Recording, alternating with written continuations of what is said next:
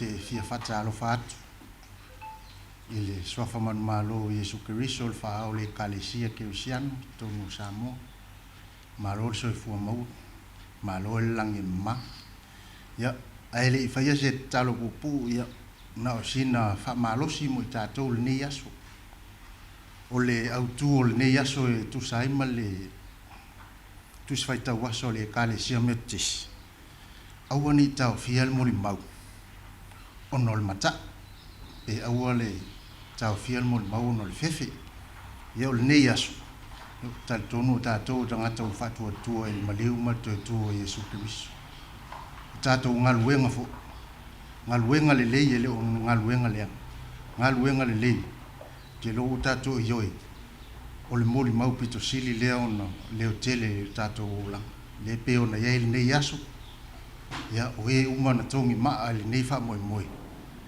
ya te lo na ye ya le tau me fa fefe o fe ma wa se tupi o fe a wa ye so an mai ya e pe mfai fo yo pa siel ne tal sang yo me fa pena tau fo ye moli mau ya pe ta yo ne yaso ya moli atul fa ftai tele ye umana tongi ma al ne sao ye peo na ye ne yaso ya peo tus a monta tu fa yo singa luenga le ya ta tu fa peani le ta tu la o na le nga ya was fa manatu na mo ta tu ne yaso tau na lo mai le tu ya nga ta tu Mailei ya le nga vol ta tu na fa to am ya o lai va vele le fa ta ma ia me tu o ya ele nganga fa ftai moriatu na usunga le faila mo fa maoni ya la usunga he malaya fa si e tu sai foi mo ta sanga molia e sulo le lo fa malanga le le tua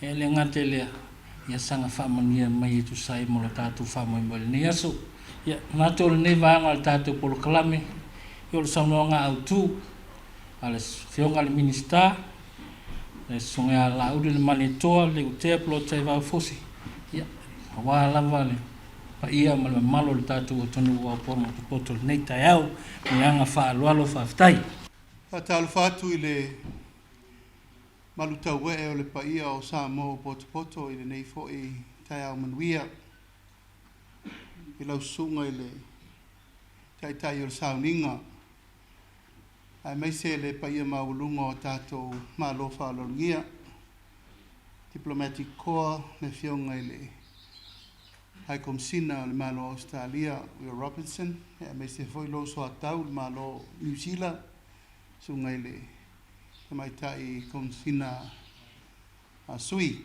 o tato mafuta le yaso le paia maulunga o le tato maftanga yona tulanga falupe le fio fionga li minister la ufionga le minister ta longa me se li minister lango me se auto fionga isu malu pa le menne o le fo yesu sunga fa fenga ngata ulangi o tato mafuta le yaso le pa ye maulunga ya samon poto Itumalo e ono o tato mafuta le yaso ya me se tato committee for tour ato angam whainga whaiva. Le paia malu o Samoa wa poto mai. Ona o le wala auwha alo atu.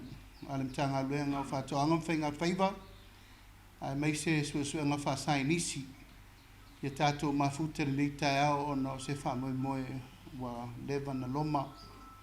O lewa na wha langi ma tau pule. O wha moe le tātou te atu i manu wha la fua. Lo afa ina ia tato fatoanga ma me to o pa ia ba ia na fanua nei ia e fa pa i ma fatu lo no le ua vai sau o sunga te tai o sauninga mai pele tua e fai ma to manga wa ana le aila na pule ia o tato me fai e vale nei tai au tato poto i na fanua nei o tua o tapu o taota. Ai mei se malai fono e tua i ai fuata mauna ngafa. Ai nane fo le matua i a ta whai ono. No ni a manu, ni a manentai mata mapua. Tua fo o sinave maunu tua i ai pa i al whal tolu salva lasi. Ia tai nane alosina ma le vaina lepa. o lea ua malutau e ai le paia maulunga le nei aso ono le tātou whamoe. Au tai au whapenei e toi mana tunatu ai ai le maota le nei. Le maota le nei o se tasi o maota sa tālusanga i le malo e awane i tuina i lalo. Ono i nei na tō ai le manava le fionga le tō ali i ato filau e ti alsana. Sa whai manofoanga o le sa se e iai pāne mia i futia wa sola ma so wala. Leo tuina mai le malo le tātou tanga luenga o sa suenga whasainis. Ia atono e iai lava songa o nā mori lumana. Ia leo tātou mori mawina le aso nei ua tātou poto mai i fo. Ia ono le whataunu wina lava o le nei por kalame tā ua. Whailo leo e whai mafonga tā moli le fionga le minister lango fionga e maiava fui mono tito. Le nei tanga luenga e le fionga le ripule ia fiso fia me o le ripule sili le nao le tātou strof mo le fionga ia seu e wati fionga le ripule le tanga luenga whato anga mwhainga whaiba e moli ele nganga whaafitai mua i tātou paanga. Australia ma New Zealand o la tau nei na tali mai e ala i le whaatu peina o le nei wha moe. Ma nei wha moe le i whaingo fielo na tāpenanga. Nga sa tātou le loa po whea tātou te amata ai. A tātou sa ili i le tūlanga mawhitia wo e lau whai whātou anga le temi nei wa tele manu wha la fua. O lato wo so whai a tātou me tō. I le tātou to e nauna watu e to e lalanga le vau e mo tātou wanga e to e sa ili tonga fiti e ta pena ai me nei o le tau fiu o le wha leanga ma le aina o tātou me to tō i vainga e se uma lava po o a lava mai lava i fua wha lau aina wha lau tau mawhamata e o i tātou me to tō talo wha i ufi popo koko me uma. O tātou wa ai ma nai tau te moli mawina, ua matua te lele a fianga mo Samoa nei vai temi ona ua tuu tāla loa. E le tusia se lima i se Itumalo. Ai peia ua tātou whatamana i le mere nei tuu tāla loa Pua'A. Ea matulanga wo atu ai mapovi, masolfanua, wo atu ai mamoa. Ea nei mea umau. E matua te lelo na fianga mo tātou. E tai sa ili pe el mtanga luenga le me ngata ile mafai. Ai mawal fofo wa nga i e tau sa ili e tatu tulanga masani. O tatu wo e fai tatu au tutulin tatu masani ai. Mai na matua ia nga i al mtanga luenga na mata mai savai. Mai le whaangalo inai, le tautua, ma soi fua au na le fionga ia leota pepe. Ua whai langi fo launga i le whai aso te nei. O ia le nā, o se tasi le nā ta mali i masui. O leo whai whatoanga umai sa la whai, na si i mai le lima. E o mai mana lafu, mai le malana whanau, ma le nuu ato ngata i vai mga utawai. E o mai e tau mwhai whai fo nei. A mata mai whaasale le anga tasi o le lima mwhaasoro ngā e man ngā ngaifo. Na matua i sāwa vali a le vao. Ma ave le lafu tai whau e tau mwhai sa ili pe wha mata. O i e maua elfo fo. Sa tau mwhai. Pei tai, ua ese aso nā, ese aso nei. Whaintāl ngā luenga o whiri le vao sā. Tele fo i a whaafita auri sa whea ngai. Tele manu mamate. Tele maile mamate. Ma ua tau wawai nā awhia ai. Manisi o la tau sa tau mwhai al wha moe nei. E ta iele mate i nal wha moe. O le fionga ia pali, Hansel Monalo, sa le longa, o se tasi, o poutu toa o le komiti, a whatoanga, lau whai whatoanga i savai. O ia le nā Monalo, na o mai i mtanga luenga mwhaali mai. E iai le meto tia fau lewa maua mai Amerika, ma lai la tau te whaafesota ia le company. O le company le nā le la maua il fofo mo tātou. Ma le so ta inga le nā, ia ua mafua il tai au nei. Nā mai ia mai le ia lua i le ono masina talwai. tasi sa whatulanga i sa vai, tasi sa tau whatulanga i nei. Se mata i tūm tilo po lale wai pe wha mata o le tadi le o le tātou fō. Pe i tai o demonstration suma ina whai, na mauti no ai. Ia o le tadi la le mo tātou. E lei whaingo fielo na whapipi ina, e lei whaingo fielo na operate ina, e lei whaingo fie fo i le amatanga le anga o te loa o le o tuinga urua i Mailei lea. O le whatua o mai Samoa. O le Mailei a lava le on sa. E le pe o Mailei fo ia tātou na edi al pufa to uruai popo runga oku puako kofu kong.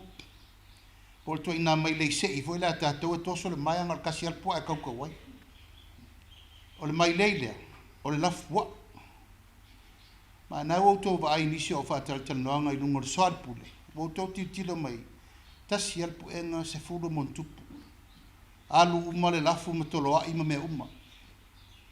Mai o le tali le na matua i mautino ai le mtanga luenga le stras, ma le mtanga luenga o whātoanga ia o le tali le mo tātou. Ia ele se mea whaingofie le amata o na whātulai le ngā luenga le anga sa asa ai le matanga luenga.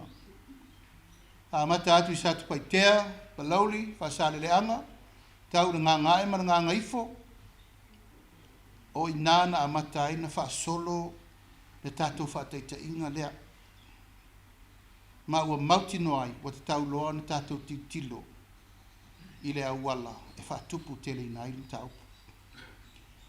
Te lo whai uto whaafonga i tono le maota, ea o le ala le mai le sui o le whangam wharse la, na mai fo lana tua lalo.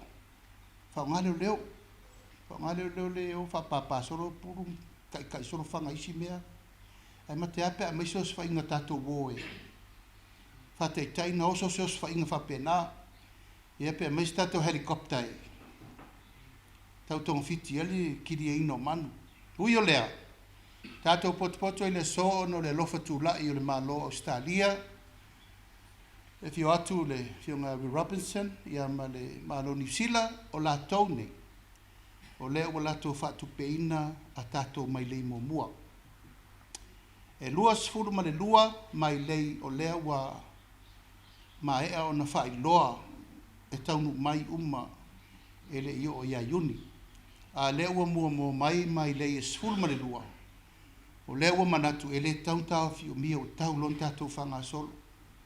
O lea ua whai e filinga, o lea whai sa wha leo tono le pāne menei, o lea wha solo e ono ia tumuane, ia ono ia salawhai.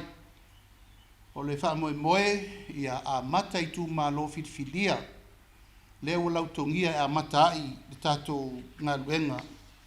O na wha solo a lea se i sopo le lei maopo ia Upolu atoa, ia masalawhai atoa.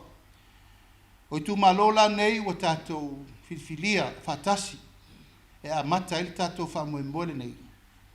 O whale la time sa mtau, o sa whata i saem sa whata i sifo, o anoa mai sae ma anoa mai sifo, si umu, whale alili sae, whale alili sifo, ia malifanga mwharse la. O Itumalo nei e ono, ua manatu le tātou porkalame. O lea so, e tau te awhio mai ai, e tātou te wheloai ma watu le porkalame a le ofisa, o le sras ma le ofisa o whatoanga. O na porkalame lo leo le aso, e a whio atuai, le paia man mamalu, o tau whionga i whaipule ma tau komiti i whaavae, po se komiti ale nu. E o atu le tātou ofisa, e whaapipi i alo ia, Mailei i nofoanga, o tau whiwhiria e a mata. A whapeo whala la time sa matau, whiwhiri le whionga ri whaipule, o whea matai. Pule mai, lau whionga po o whea me te loa o lea, e te tele ai whaafitauri. E an tātou amatai le nā. E sila fia umai o tau a whionga ri whaipule o Itumalo, le mea lai tū ngā ai whaafitauri. O le mafu angare nā ua wala au atu ai tō te awhio mai, langa e siri atu, le sila fia o tau. Sui o Itumalo le nei le so, le mea te tauna a mata ai le porkalami. Ona whasol solo a lava lea se ilonga lava e umare le Itumalo. A ma le Itumalo, ia na toi sifi mai fo le si Itumalo. E whasol solo ai lava se ia opo le Upolu le tātou tamu whainga le whainei, i le tātou wono le la a mata I tūmua, e ma le ono le la a mata I salawhai. O le si se fulu, o lo tārsanga I lalo o porkalame le FEO, ma I eifa moe taunu mai le umma le afol ma o tārsanga nei a yuni. A wha pēr fo I taunu mai, I se teimi vave le si se fulu lea, e ana wha alu fo I leo porkalame tuu fo I nei le si lima I nei tūmua. O le manatu au tu o le matanga aluenga ma le tātou plan le fai. Ia aua ne isa vanoa e whese ta I ai, ia manu wha alafu ane. Wai tātou silfia, o mea ola fo I whai o lato mawhau whau. A pu e atu I, ai ngā solo I toa moto, isi Itumalo. Ai a whai tātou te pu e whaatasi te me tasi.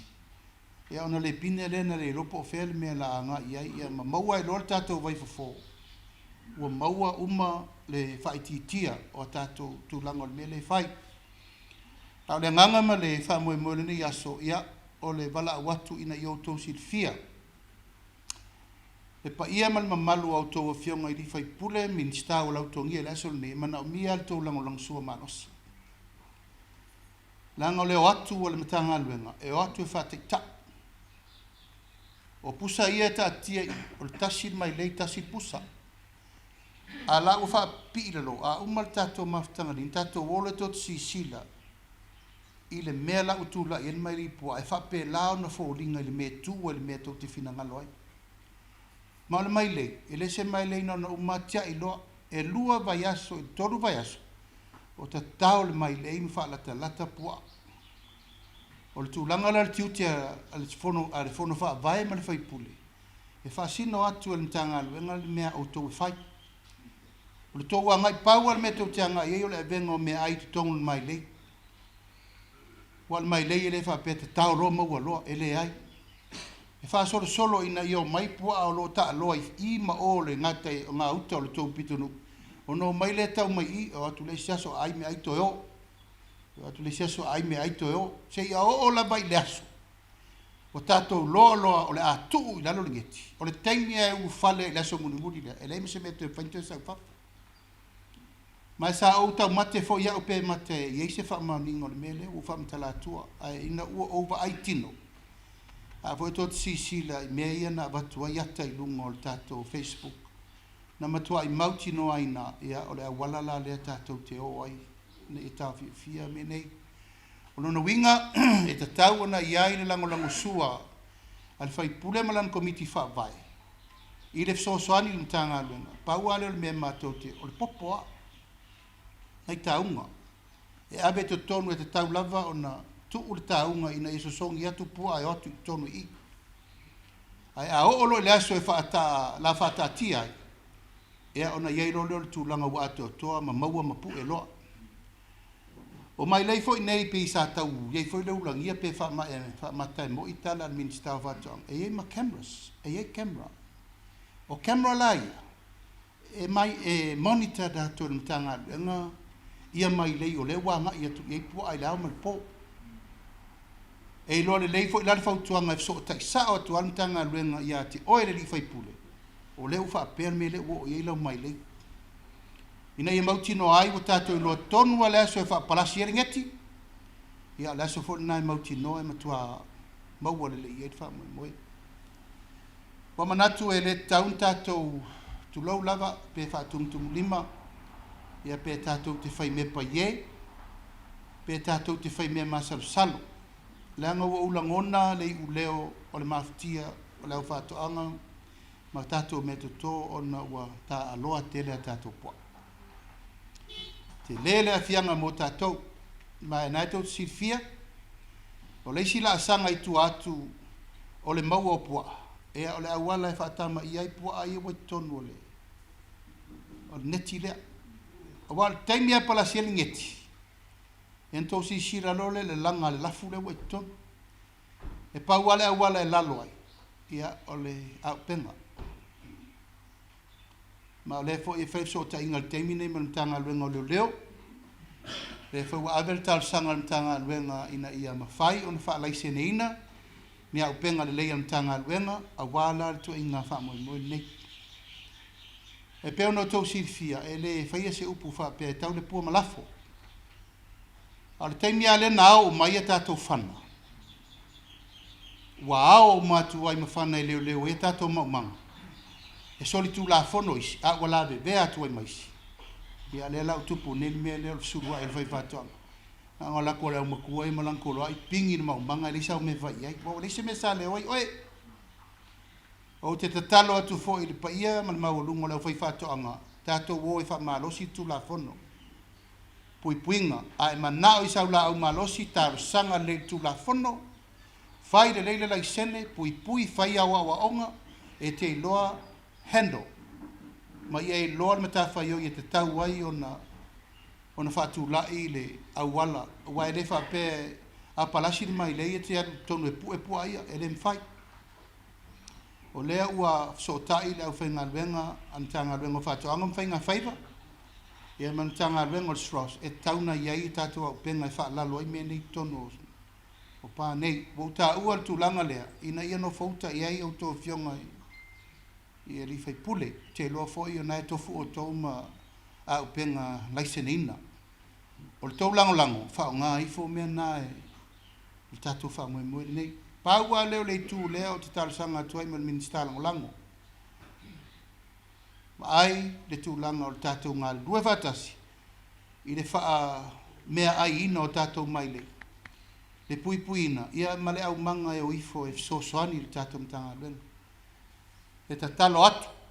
A vifo le au manga le nuu po ai. Mauto o ifo e au. Le angol tau nu unga mara dumana. I le talasanga le agi.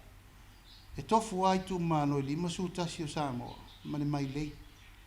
I le taunto e me i se le Mailei mtatou. A le wa amata mo mua tātou rusu lua lea. Ea ona tu ua i lava leo le Mailei. Olo no winga. A opo uma tātou. O le Mailei le abatu. O le Mailei lava au tau.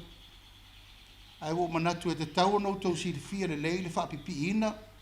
Ma le vainga. O le mea muli muli. Ia. O la amatua tele le tama ainga o me tau ano. Manfasi. Wa e le ngā tia. Nai tō si sila yata ina avatu i lungo le. Tele le tau mafa tau ano manufasi o le amaua. I le tūlanga o le wha pueina ia ma le wha tama ia. O mea na auto. E le se mea toi a apa atu le malo a mea o se si tūlanga le ai. O a mea maua me le Mailei le aso mea uma ngafa ma le tautu malo ma le tonu. Pau al mea le la lango atu ai le mtanga luenga. O le tatou ngā lue whaatasi. Ia, whaataila ia ma se leo. E loa tātou tu malo pe no tō lau momu atu. Pale la time sa mtau. Ano a maa i sae masifo. Sa whata i sae masifo si umu. Pale a lili i sae masifo ma le whangam wharse la. Ea o te loa o tātou maftanga mo muole nei. Ma o lela a mata ia o tō tātou pokalame. Pale a longo atu e le tātou mtanga luenga le aso e tātou te amatai. O ai fo isui o mtanga luenga lo iei nei, le stala lo ia tātou. Nanga o me whainga luenga nei nai tau si fia, o me whainga luenga tātou malo, tātou umarana, tauna pui ma vai le leima ia e mana tua. O lo iei le si tu malo e wha au ia sa vat. E va ai wha le lei, ia ma tiro wha le tu langa e uma tātou, ai wha solo pea le tatau ina o Mailei le teimi. Excellency, High Commissioner of Australia, Deputy High Commissioner of New Zealand, I wish on behalf of our government, Prime Minister and Cabinet to convey our sincere appreciation for your continuous support for our sector, agriculture and fishery, and mainly straws.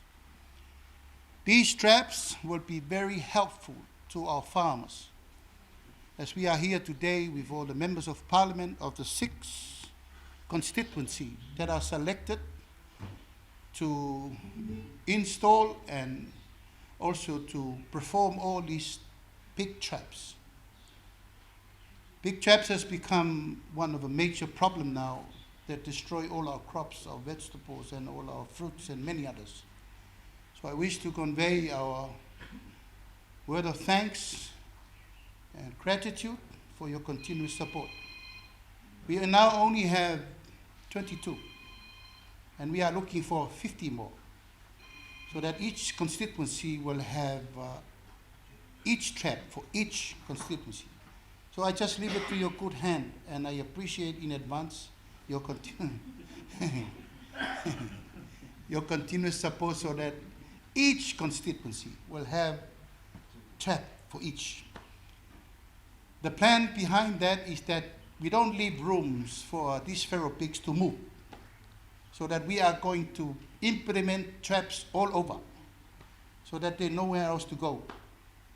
We only wish they all going to go inside the traps. I won't promise, but I'll make sure I'll supply you a feral pig meat for the both of you for our first trap, maybe Palatai and Samtau and Siumu. They hear me loud and clear today that they will provide a nice meat, push pig meat, so that you can taste how much value for our project this morning. So may God bless you abundantly, and looking forward for your continued support, not only for these feral pig traps, but for many others in future. God bless you both. Ole vai aso lea poto ai foi sala fai. O Itumalo lautongia nei o sa vai. Whasale le anga tasi lua tolu wha lima. Nganga e maunga tasi lua tolu. Sa lenga ma vai singano, sa tupaitea ma palauli. Palauli tasi lua, manganga i whamaunga tasi lua tolu. Au maua mai tātou whāsei silanga nei, taunu atu le tātou mtanga luenga i le aso lua. O le vai aso fau, e whai ai fo i le tātou mawhtanga whapenei. Ia maa mata i loa le tātou polkalame mo savai. Au le aso leu sauno atu fiso. A maa ea po atu langa le la whaatino ni, tātou atu role i le lo le mela wa iai i le tātou demonstration. E tā ua lava le fsiri. O le nei le tātou tama whanau le alo pali i lea sila fia le lei tūlanga i ama le fo i nei tātou organisation. Tā ua le fesili. Ma le aso le whape o atu wairintanga luenga i Itumalo. O le aso la rena e lava i le taimi mo o tau ma le tātou au manga i ama le whapiina. A le aso o na tātou mataitu ma tiro i le awala pe whawhea fōringa. E ai nānu whapena atu o le la whaiu tātou polkalame o le fo i lolo wale tau. Ya, alofa mai le tu por tele nei aso. Fo lau ilangi ma le tātou maftanga nei aso, tu fionga minista, stanang lango. E se foi au tu fionga li fai pule, fa aftailo tu wafio mai. Le aunga mal fa moe, talo atu pea, tātou ngā lue fatasi. Tātou ngā lue fatasi. O le aunga lava, o le servicina, o na e tātou Itumalo. Ya, manuia le lo Samoa, sunga whawhengi i taulangi, e me se foi le paia ma le malu o si o tātou atano.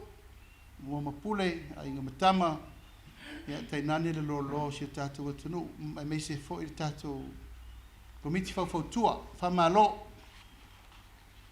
Ono sa, o le tau te whono ne a ima uma le tātou whono ne mo lima sina.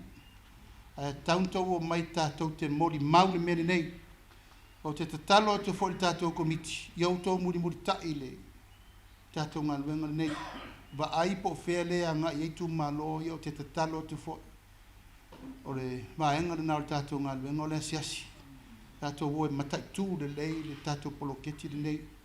O alfa ngā solonga mo le luma. O whamaia le atua le nei aso, ia manuia le tāpua inga si o tātou patano. Me se foi le mai mo mai sa mo i sa mo nei, ia me se atunu ma mao. Tātou mori mawina nei aso tāua sa tātou tau whai talo mai. Ai whawhtai le tua o tau nu, maunila so. This is a golden opportunity. I call upon to the High Commissioner of Australia to have his speech. Thank you. Honourable Minister Lowley, thank you so much for your kind words. Minister Leotia Politaivo Fosi-Schmidt, Minister of Agriculture and Fisheries, thank you. Posi Fiso, Dr. Fiame Leo, thank you. Kind words, Honourable Minister, thank you. To my colleagues as well, distinguished guests, associate ministers, Laumatia Mana Ringo Purcell, Minister for Sports, and of course to my dear colleague from the New Zealand High Commission, particular thanks to you for your kind translations. Might I start with acknowledgements of the Minister's words. Minister, thank you so much for your warm remarks. And can I say as well, while I've got a lot to learn in Samoan, I'm deeply in awe of the Minister's oratory ability, and perhaps I need an oratory speaker, an oratory chief here to speak for me. I've got a lot to learn, but from what I understand of your speech, I'm very supportive of the sentiments you expressed, and also very supportive of locally led development from Australia's point of view, and I think the same is true for New Zealand, that we love to see a government and a people who know exactly what they want. Australia and New Zealand are here to support your goals and your objectives. If that's with technical expertise from outside of the country, then so be it. But as often as not, I think you are the people who know best what it is that you need. You know the agricultural problems that you face. The Ministry of Agriculture is clear on those problems, and we've heard those as well through research, through the Market Development Facility. And it's very clear that you've identified this problem that you want support with, and where it's funding and technology that is needed, then that's something that we're only too happy to provide. I won't make promises about 50 more traps, Minister, but I can say I'm very much looking forward to an umu of Pua'A at some stage soon, and I wish you very much success with using these traps. I won't speak for long, ladies and gentlemen, but can I say talofalava, thank you very much for the opportunity to speak on behalf of the Australian Government today. Congratulations to the Minister and to SROS. We're very grateful for this collaborative approach, but particularly for you, it is wonderful to see this level of participation, and both from members of Parliament and representatives from districts. It's clearly a problem that is affecting the lives of people in the districts, and I can tell that by the attendance here today. The statistics I have seen suggest that 94% of Samoan households reported growing crops or raising livestock. That's an extraordinary figure. Even as a percentage of GDP, I understand agriculture is 10% of Samoa's GDP, but there's a big gap between those figures, 10% and 94%. So obviously, if there are 94% of households involved in agriculture, it means it's critical to food security, to people's lives and livelihoods, and a lot of it's not necessarily being traded, but is being consumed. So any problem that affects people's food security and livelihoods is really clearly an important one. And as I said, feral pigs, it's one of the most consistent topics that we have heard raised through the Australian High Commission's engagement here in Samoa, both from the Minister himself, through regional programs that we jointly fund with New Zealand, MDF and Farmer Plus, through direct community grants that the Australian High Commission provides. Agriculture and feral pigs in particular are one of the issues on which farmers are seeking sustainable solutions. I'm told that through MDF field research in 2023, we heard that pigs are primarily damaging root crops. I imagine this is what the Minister was saying in Samoan, that the taro is really the critical, both a critical crop in Samoan culture, as well as the crop that is primarily being damaged by feral pigs. Of course, any time that pigs are going through eating your crops, that's going to be a huge disincentive to agricultural investment. I just wanted to touch briefly on the ways that Australia is supporting agriculture in Samoa through supply of climate-resistant taro planting material, expertise to local farmer organisations to improve productive and sustainable taro cropping systems, providing solar lights to vulnerable farmers across Upolu and Savaii, and of course through supporting the strengthening of Samoa's biosecurity systems, we hope that we'll be able to reopen market access pathways for fresh taro into Australia. So on the basis of that research that's been done to date, it is terrific that MDF has now implemented together with STROS this multi-step research-based intervention. Let's see how the research goes, but I think we're all very hopeful that it will deliver the results that you want it to deliver. As you say, Minister, of corralling the pigs and leaving them nowhere to hide. That's why Australia, and I'm sure New Zealand as well, we're very, very pleased to be collaborating with New Zealand on this project. That's why we're pleased to support the Government of Samoa's efforts in this regard. It's not only addressing the issue of feral pigs, but trialling preventative management measures that are grounded in the realities of everyday Samoans' lives. Thank you very much for the opportunity to speak today. Very honoured to be here for the official distribution of these pig brig traps. I'm looking forward to seeing how they work, and I'm very confident that these resources, together with the support from STROS and the Ministry of Agriculture and Fisheries, will enhance Samoa's efforts in promoting sustainable production of agricultural products. Thank you very much. Manuia Aso.